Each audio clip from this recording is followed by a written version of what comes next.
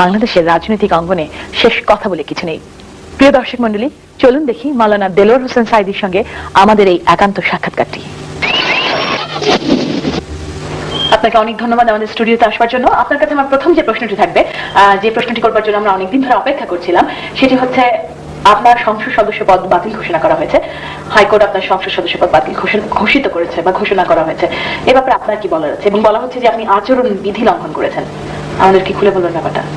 হ্যাঁ, ধন্যবাদ আপনাকেও। মূল বিষয়টা হলো যে যিনি আমার বিরুদ্ধে মামলা করেছেন, আমার প্রতিদ্বন্দ্বী সুধাংশু শেখর হালদার, 1996 সনে যখন আমি নির্বাচন করেছিলাম তখন তিনিও নির্বাচন করেছিলেন এবং 280 ভোটের ব্যবধানে তিনি হেরে গিয়েছিলেন। তারপরে তিনি পুরো 5 বছর আমার বিরুদ্ধে মামলা চালিয়েছেন এবং সেই মামলায়ও আল্লাহর মেহেরবানি সুপ্রিম কোর্টের 5 জন বিচারপতির সম্মিলিত রায় আমাদের পক্ষে রায় এসেছে এবং আমরা জিতেছি সেখানে। এবারে ভোটের ব্যবধান ছিল দুজনের মধ্যে 34,000 ভোট। 34,000 ভোটের ব্যবধানে আল্লাহ তাআলা আমাদেরকে বিজয় দান করেছেন।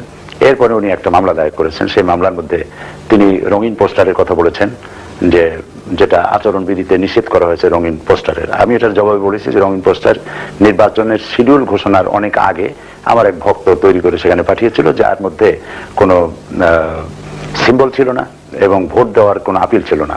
অমুকের সালাম নিন এবং তাকে দেশ গড়ার সুযোগ দিন, এই জাতীয় একটা পোস্টার ছিল। এটা উনি বলতেছেন আচরণবিধি লঙ্ঘিত হয়েছে উনি বলেছেন, কিন্তু এটা ঠিক নাই, কারণ এটা আচরণবিধি লঙ্ঘন করে নাই। ইলেকশন শিডিউল ঘোষণার আগেই ছিল এটা এবং আমার পার্টির কোনো সিম্বল সেখানে ছিল না এবং আমি ভোট চাই সে কথাও সেখানে লেখা ছিল না।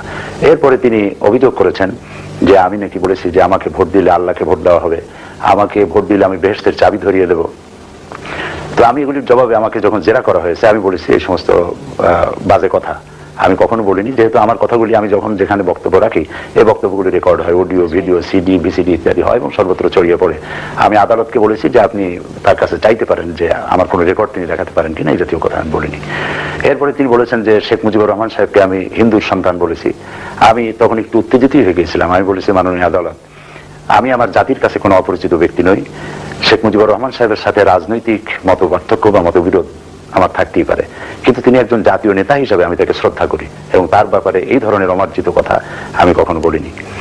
তো এই ধরনের কথাগুলি উনি এনেছেন যে আমি সব কথা বলেছি। আর বলেছেন যে নির্বাচনের নিয়ম হচ্ছে যে নির্বাচনী টাকা যে অ্যাকাউন্টে জমা থাকবে ওই টাকাটা খরচ করতে হবে ইলেকশন ডিউরেশনে।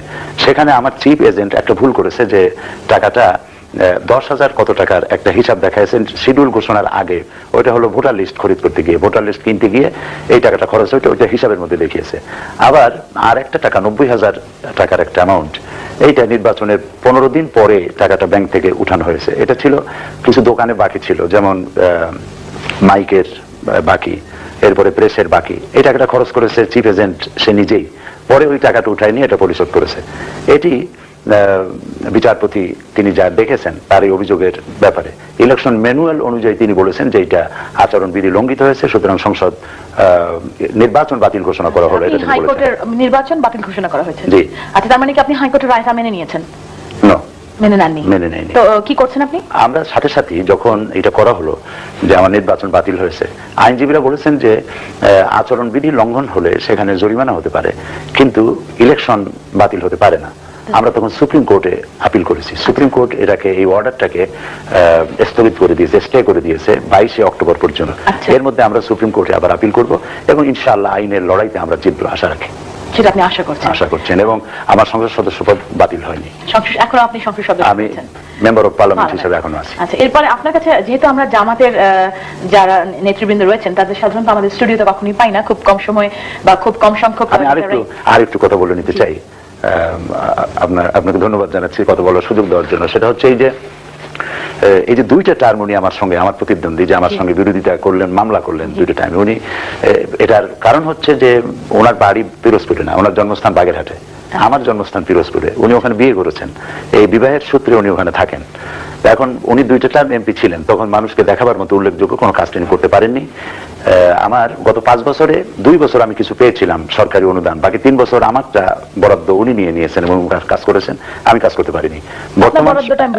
মানে সরকারের পক্ষ থেকে যা বরাদ্দ দেওয়া হয় উন্নয়নের জন্য, অবকাঠামো নির্মাণের জন্য, রাস্তাঘাট, স্কুল, কলেজ, ব্রিজ, কালভার্ট ইত্যাদির জন্য, এগুলির জন্য যে বরাদ্দ হয় সেই বরাদ্দটা আওয়ামী লীগ সরকার আমাকে দেয়নি।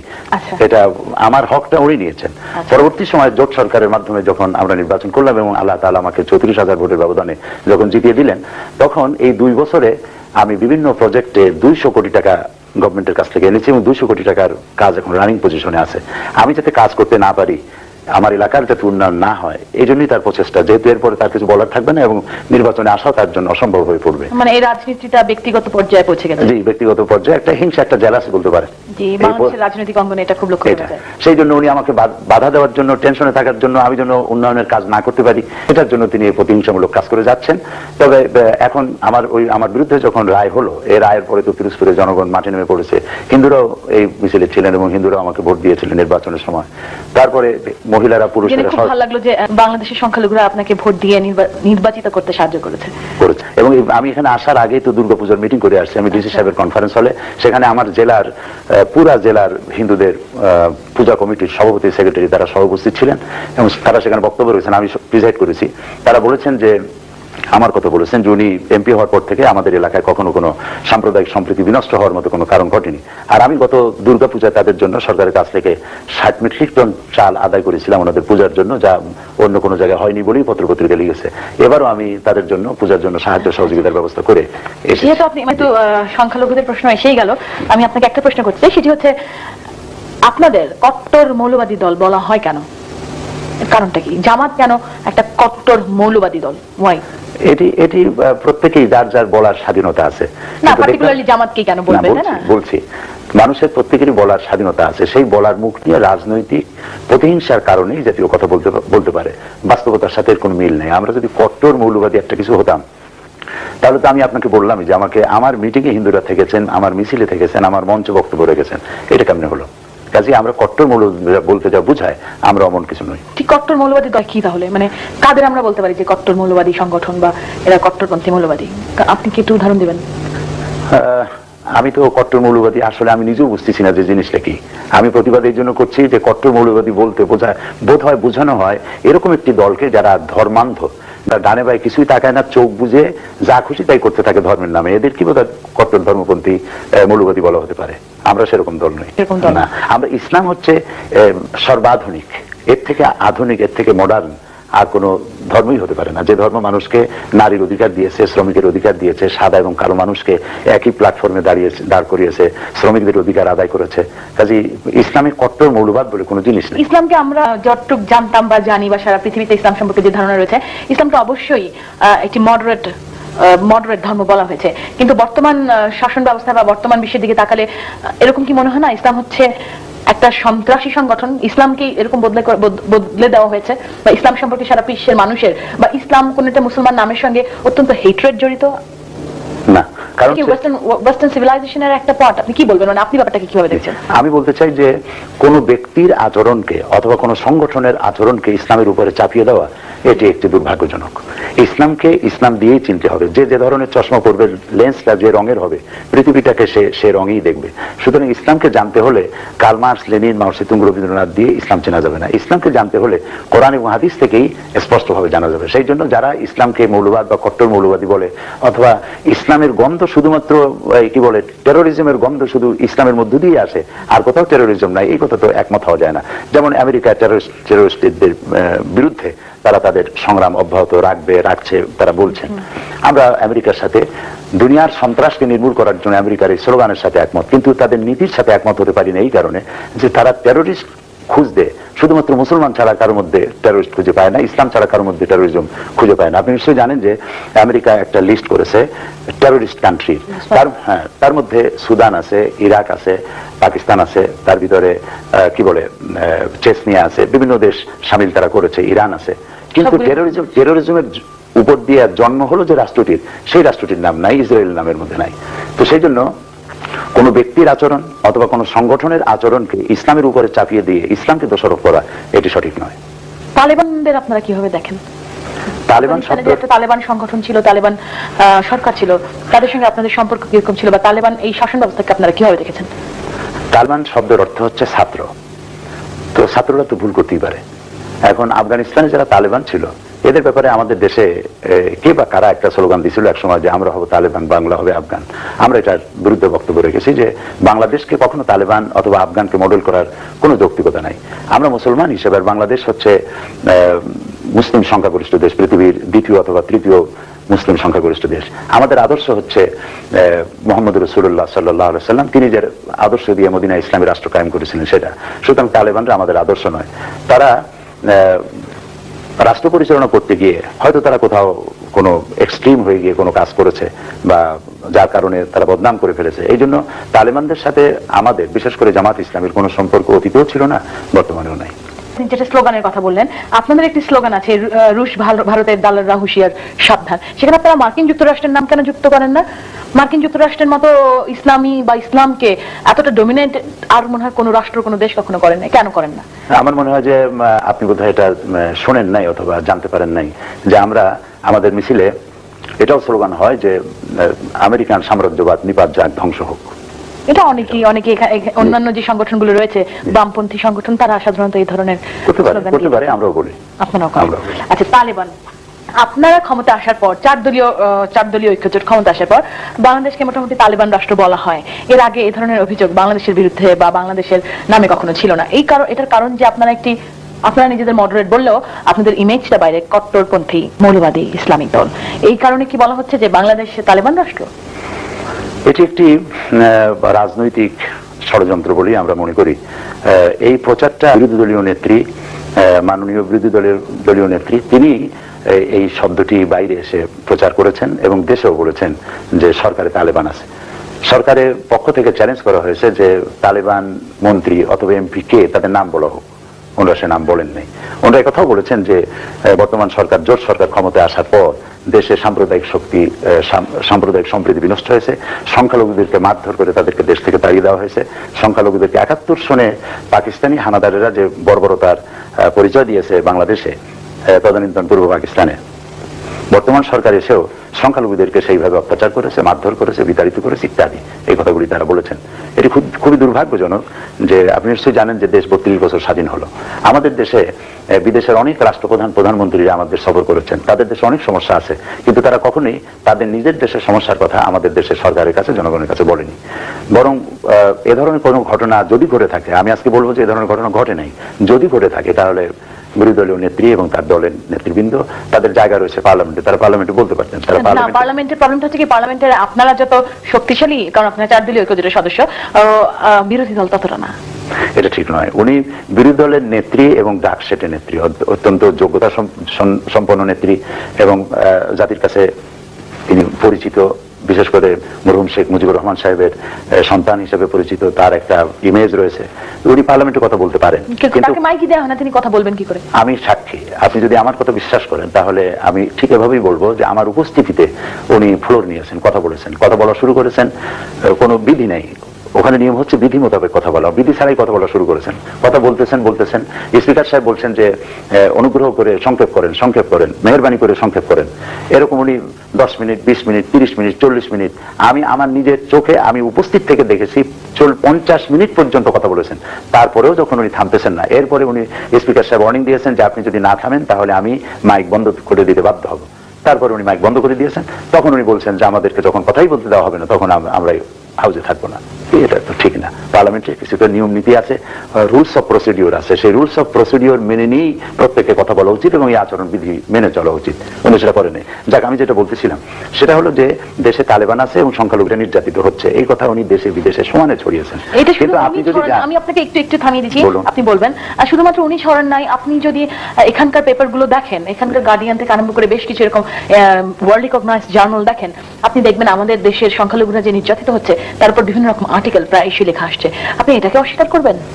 আমি অস্বীকার তো করবোই। কেন করবেন? করবো এই কারণে, যেহেতু আমি বাংলাদেশের সেখানে আমি থাকি এবং আমি নিজে সাক্ষী এবং একজন জনপ্রতিনিধি, পার্লামেন্টের কথা বলি, সারা দেশ আমি সফর করি। আপনাকে নিরপেক্ষ হতে হবে। হ্যাঁ, আপনাকে নিরপেক্ষ হতে হবে। আমি এখন একজন নিরপেক্ষ বাংলাদেশী হিসেবে বলছি যে আমার নিজের দেখা যেটা, গার্ডিয়ান পত্রিকার সাংবাদিকরা এখান থেকে তাদের সাপ্লাই করা কোনো খবর যদি পরিবেশন করে, পত্রিকার খবর অথবা কোনো নিউজ, এটা তো ওহির সমান মর্যাদা রাখে না, যেটা বিশ্বাস করতেই হবে। এরকম তুলনাতেই আমরা যাব না, এরকম না, তুলনাতেই না, আমরা আমি যাব বলছি, না। তারপরেও যেহেতু বর্তমান বিশ্বে পেপারগুলো বা কিছু কিছু পেপারের গ্রহণযোগ্যতা এত, আমরা মনে করি যে হ্যাঁ এই ধরনের পেপারে আসলে, যেমন বাংলাদেশে অনেক পেপার দেখলে আমরা বুঝি এটা আওয়ামী লীগ কেন্দ্রিক পেপার, অর্থাৎ আওয়ামী লীগের নিউজটা ফলো করে ছাপা হবে, বিএনপি পেপার বিএনপির ফলো করে ছাপা হবে। কিন্তু গার্ডিয়ান সম্পর্কে এই ধরনের অভিযোগ সাধারণত কেউ করে না। গার্ডিয়ানে যদি কখন কোনো নিউজ আসে বা এরকম কিছু জার্নাল আছে, যখন আসে তখন আমরা তার গ্রহণযোগ্যতাটা হয়তো একটু বেশি ধরি। ধরা যেতে পারে, কিন্তু আমি বলতে চাইবো যে গার্ডিয়ান হোক, টাইমস হোক বা ফার ইস্টার্ন ইকোনমিক রিভিউ হোক, যে সমস্ত বড় বড় নাম করা পত্রিকা পৃথিবীতে আছে, সরি, এই পত্রিকাগুলি কারা পরিচালনা করেন, এর পলিসি কি, তারা কি মুসলমানদের পক্ষে কোনো কথা বলবে? এমনও তো হতে পারে যে যেহেতু এটা পৃথিবীর দ্বিতীয় বৃহত্তম মুসলিম দেশ এবং অতীতের সরকার যারা আগে ছিল তারা ইসলামকে সাপ্রেস করার জন্য চেষ্টা করেছে, আলেম ওলামাদেরকে গ্রেফতার করেছে। আওয়ামী লীগ তার আমলে, শাসন আমলের শেষ দিকে এসে পাবলিক সিকিউরিটি অ্যাক্ট, এই অ্যাক্ট বলে 26,000 আলেমদেরকে গ্রেফতার করেছে। আওয়ামী লীগ এটা কেন করবে? আপনার কেন মনে হয়, মানে আওয়ামী লীগ কেন ইসলামের বিপক্ষে যাবে? কারণ আওয়ামী লীগের অধিকাংশ নেতৃবৃন্দ মুসলমান। যদি সেটাই হয়ে থাকে, যদি সেই কারণে হয়ে থাকে, আওয়ামী লীগ কেন করবে? আওয়ামী লীগের লাভটা কি? আওয়ামী লীগের ভোট দরকার বাংলাদেশি মুসলমানদের। আওয়ামী লীগের কাছে বাংলাদেশি মুসলমানদের সকলের ভোট প্রয়োজন হতো যদি তাদের একটা ফিক্সড ডিপোজিট না থাকতো। তাদের একটা ফিক্সড ডিপোজিট আছে, সেটা হলো মাইনরিটি ভোটগুলি অলমোস্ট তারাই পেয়ে থাকেন। কেন আপনি মাত্র বললেন আপনার মিটিং এ হিন্দুরা আসেন, নন মুসলমানরা আসেন। আমি সেজন্য আমি অলমোস্ট অবশ্যই। কেন আওয়ামী লীগ, তার মানে কি আওয়ামী লীগ কি তাদের সুযোগ সুবিধা বেশি দেন যেটা আপনারা না, আপনারা তো সাপ্রেস করেন? না, সেটা নয়। তাহলে মূল বিষয়টা হলো যে আওয়ামী লীগ সেকুলারিজমে বিশ্বাসী। সেকুলারিজমে বিশ্বাসী না? আমিও বিশ্বাসী নই, ইসলামও বিশ্বাসী নয়। মানে কি আমাদের খুলে বলেন, কেন বিশ্বাসী না? সেকুলারিজম সবার আগে মানুষ সত্য, তার উপরে নাই, এরকম একটা কথা তো আছে। হ্যাঁ, এটা কোনো কবির কথা। হ্যাঁ, তারপরেও মানুষ সৃষ্টির শ্রেষ্ঠ জীব, ইসলাম আপনাকে বলেছে। আমি মুসলমান হিসেবে যেটা, আমরা সবাই মুসলমান হিসেবে যেটা বলতে চাই যে সেকুলারিজম শব্দের অর্থ কি? সেকুলারিজম এই শব্দের অর্থই হচ্ছে ধর্মবিরোধিতা এবং ধর্মহীনতা। দুনিয়ার সব ডিকশনারি এটাই বলে যে সেকুলারিজমের অর্থ হচ্ছে ধর্মহীনতা। তো তারা একটা দলিল আনে যে ধর্ম নিরপেক্ষ করতে হবে, কারণ কোরআন শরীফে আছে লাকুম দীনুকুম ওয়ালিয়া দীন। তারা এই আয়াত নাজিলের শানে নজুল জানেন না বলে এই কথাটা তারা বলেন। এটা শানে নজুল হচ্ছে যে নবী করিম সাল্লাল্লাহু আলাইহি সাল্লামকে কাফেরেরা বলছিল যে মুহাম্মদ সাল্লাল্লাহু আলাইহি সাল্লাম, তুমি আমাদের মূর্তিগুলোকে কিছুদিনের জন্য প্রণাম করো, আমরাও কিছুদিন তোমাদের মসজিদে গিয়ে আল্লাহকে সেজদা করে আসবো, আমরা ধর্মকে 50-50 করে ভাগ করে নেই। তখন এই আয়াতটা নাজিল হলো। আল্লাহ তাআলা বলেন, কুল ইয়া আইয়ুহাল কাফিরুন লা আ'বুদু মা তা'বুদুন, বলো হে কাফেরেরা, তোমরা যার ইবাদত করো আমরা তার ইবাদত করি না, আমরা যার ইবাদত করি তোমরা তার ইবাদত করো না। সুতরাং লাকুম দীনুকুম ওয়ালিয়া দীন, তোমাদের ধর্ম তোমাদের জন্য, আমাদের ধর্ম আমাদের জন্য। ধর্মকে 50-50 ভাগাভাগি করুন কোনো সুযোগ নেই। এই দৃষ্টিভঙ্গিতে সেকুলারিজম মুসলমানদের জন্য করা গ্রহণযোগ্য নয়। কারণ কোরআন শরীফে আরেকটি আয়াতে আল্লাহ পাক বলেছেন, আফাতুমিনুনা বিবাদিল কিতাব ওয়া তাকফুরুনা বিবাদ, কোরআনের কিছু কথা তুমি মানবে আর কিছুকে মানবে না, তাহলে তো তোমার জন্য শাস্তি, প্রচন্ড শাস্তি রেখেছে আল্লাহ তাআলা বলেছেন। একটু শেষ করি। এটা এই জন্য যে সেকুলারিজমে যারা বিশ্বাসী, পার্থক্যটা কি? তাদের কথা হচ্ছে যে আমরা নামাজ রোজাটা করব আল্লাহর কথা মতো, হাদিস মতো, কোরআন মতো, কিন্তু আমার ব্যক্তি জীবন, আমার পারিবারিক জীবন, আমার এডুকেশন, আমার পররাষ্ট্র নীতি, আমার স্বরাষ্ট্র নীতি ইত্যাদি আমি আমার ইচ্ছা মাফিক অথবা আমার দলের মাফিক আমি করব। কিন্তু কোরআনে যে ব্যক্তি মুসলমান, যে ব্যক্তি পড়েছে লা ইলাহা ইল্লাল্লাহু মুহাম্মাদুর রাসূলুল্লাহ, এই কালেমা যে উচ্চারণ করেছে, মনে প্রাণে বিশ্বাস করেছে, সে তার জীবনকে দুইটা ভাগ করতে পারে না, একমুখী হতে হবে। যে আল্লাহর কথা মতো আমি নামাজ পড়বো, সে আল্লাহর কথা মতো পার্লামেন্ট চালাতে হবে। না, আমি আল্লাহকে বিশ্বাস করি, আল্লাহ বিশ্বাস করি, ইসলাম ধর্মকে বিশ্বাস করি। আমি যিনি নন মুসলিম তাকে অস্বীকার করবো, তাকে অবিশ্বাস করবো, তাকে তাহলে কেন এই ব্যাপারটা কেন? এটা তো এরকম যে নন মুসলিমদের ব্যাপারে নবী করিম সাল্লাল্লাহু আলাইহি ওয়াসাল্লাম বলেছেন যে সংখ্যাগরিষ্ঠ মুসলিম এলাকায় যারা সংখ্যালঘু তাদের প্রতি সদাচরণ করবে। যদি কেউ তাদের উপরে জুলুম করে, তাহলে আমি নবী সাল্লাল্লাহু আলাইহি ওয়াসাল্লাম আমি কিয়ামতের দিন সংখ্যাগরিষ্ঠ মুসলিমদের বিপক্ষে অবস্থান নিয়ে সংখ্যালঘুদের পক্ষে আল্লাহর দরবারে মামলা দায়ের করব। এই জন্য মুসলমানরা যে দেশে বেশি, সেই দেশে সব থেকে অমুসলিমরা সব থেকে বেশি নিরাপদ। সেই জন্য সেকুলারিজমের কোনো প্রয়োজন মুসলমানদের হয় না, যেহেতু ইসলাম কমপ্লিট কোড অফ লাইফ, এর মধ্যে কোনো জোড়াতাড়ি দেওয়ার দরকার নেই। যেটা বলতেছিলাম আমরা, যে আওয়ামী লীগ সবসময় সংখ্যালঘুদের ভোট পায়, এই ব্যাপারটা আমরা ক্লিয়ার না, যেখানে আপনারা পান না বা বিএনপি পায় না, এটা খুব দুঃখজনক না? কেন আপনারা ইসলামকে আমরা শ্রেষ্ঠ ধর্ম বলছি, আপনি মানবাধিকার আইনের প্রতি পূর্ণ আপনার আস্থা রয়েছে, আপনার মিটিং মিছিলে সংখ্যাগুলো আসছেন, সেখানে কেন আওয়ামী লীগ কেন ভোট পাবে? না, আওয়ামী লীগ তাদেরকে, যেহেতু সে সেকুলারিজম করে, সে ধর্মনিরপেক্ষতার কথা বলে, এবং আওয়ামী লীগ একটা বিশেষ দেশের প্রতি আকৃষ্ট, আর ওই সংখ্যালঘুরাও একটা বিশেষ দেশের প্রতি আকৃষ্ট। সেই জন্য মিলটা হচ্ছে না, এটা মিলটা তাদের সাংঘাতিক রকম। সেই জন্য এই মিলের কারণেই তারা এই কাজটা করে থাকে।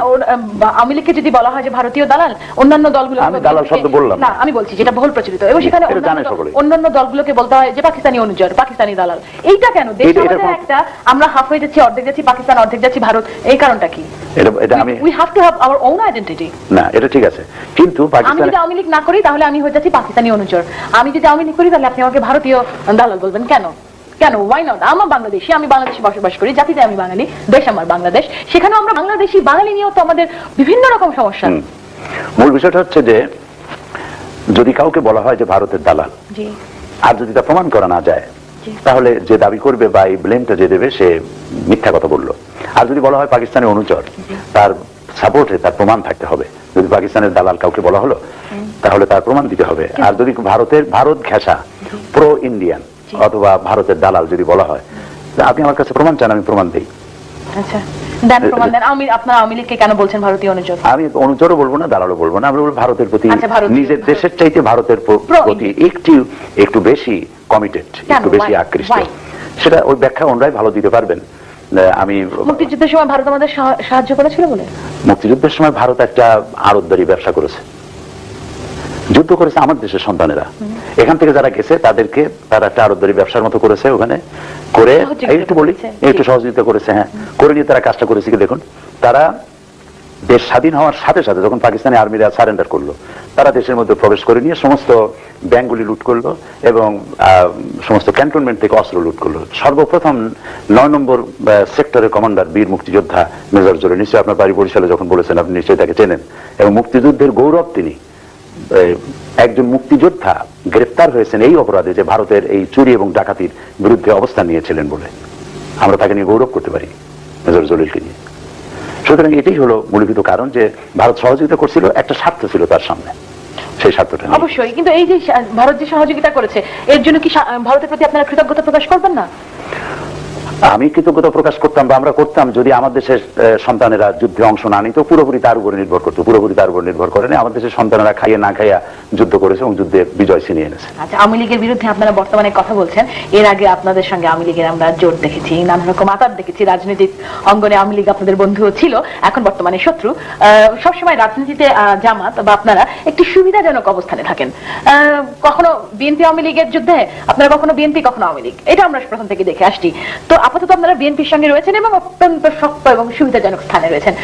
নিয়ার ফিউচারে আপনাদের কবে আমরা আওয়ামী লীগের সঙ্গে দেখবো? বাংলাদেশের রাজনৈতিক পরিস্থিতি আবার উত্তপ্ত হয়ে উঠেছে। আওয়ামী লীগের সাথে কখনো দেখেছেন, কখনো বিএনপির সাথে, না এই যে কথাটা বললেন, না এরশাদ সাহেবের সাথে আমাদের দেখলেন কখন? এরশাদ সাহেবের সঙ্গে আপনাদের আতাত হয়নি? না, আমরা তো এরশাদ সাহেবের বিরোধী তো আন্দোলন তো আমরাই করলাম। বিএনপি কে যখন 96 এর ইলেকশন থেকে হটলেন, তখন তো আপনারা মোটামুটি সব জোটবদ্ধই ছিলেন। আপনার প্রশ্ন তো শেষ হয়েছে, আমাকে বলতে দিন এবার। জি, এরশাদের সঙ্গে আমাদের ওইরকম আতাত কখনো হয়নি। আওয়ামী লীগের সাথে আমাদের সম্পর্কটা যে ছিল সেটা কিসের, সেটা দেখতে হবে।